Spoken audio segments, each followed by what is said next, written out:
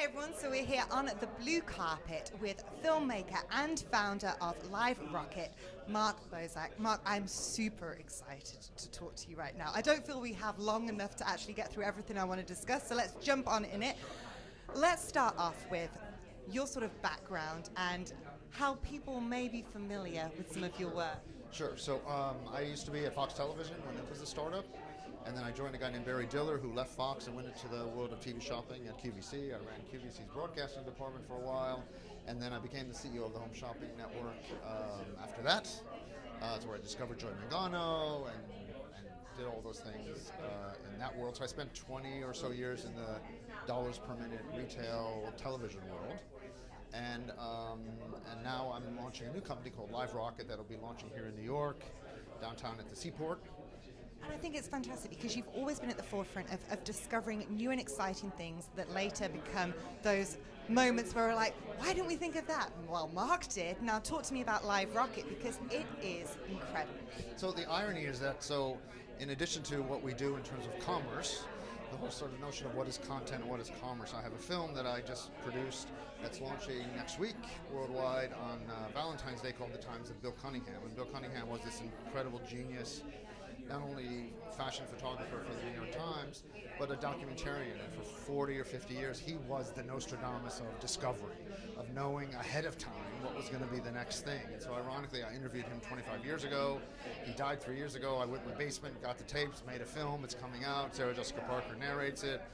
It's going to be in 30 cities nationwide as of February the 14th. But the interesting connection to what is Live Rocket is this whole notion of discovery, of discovering new things, and not necessarily creating a digital site or a television studio or a TV shopping network or a store that sells everything that you can buy everywhere else, and it's all based on what's the cheapest price. Everything that we're going to sell, all the content that we're going to produce is all going to be exclusive to Live Rocket, and that's the most exciting thing for us. It's not going to be going to 7 different websites, luxury or otherwise, to determine what the lowest price is. And this combination between content and commerce as well is key because you're obviously creating original content, but at the same time there is the commerce aspect of it. What does the future of e-commerce look like? Well, I think the future of e-commerce, like the future of bricks and mortar, you have to figure out what is that combination. The bricks and mortar world is desperate to find ways to get people into their stores. And it's not that they're dead, it's just if they're boring, they're dead. And a lot of them are incredibly boring.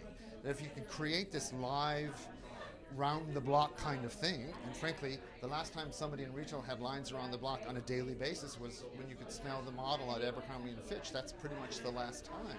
But if you could create excitement where there's content, there's contests, there's different ways that you can pitch products, there's different ways you can launch people that you've never heard of before and create through social media and through on a global basis this sort of demand. Nothing we're going to sell is going to be anything anybody needs. It's all the wants, right? Certainly from a millennial perspective and a Gen Z perspective, it's all about wants. Yes, they have desires in terms of sustainability and purpose and whether it's used or reused and how that's all going to work. But I think retail needs a big, gigantic kick in the ass when it comes to bricks and mortar. I think the commerce side of it needs a kick in the butt as well, because at the end of the day, they're all selling the same thing for the most part.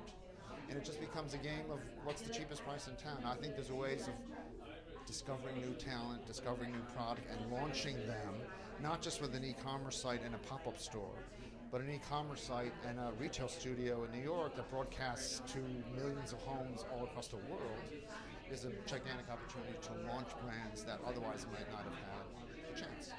Excellent. Well, Mark, it's such a pleasure to speak with you. My pleasure. Thank you for having me. Of course, and you guys stay tuned. There is more from us here at Fashinnovation on the blue carpet.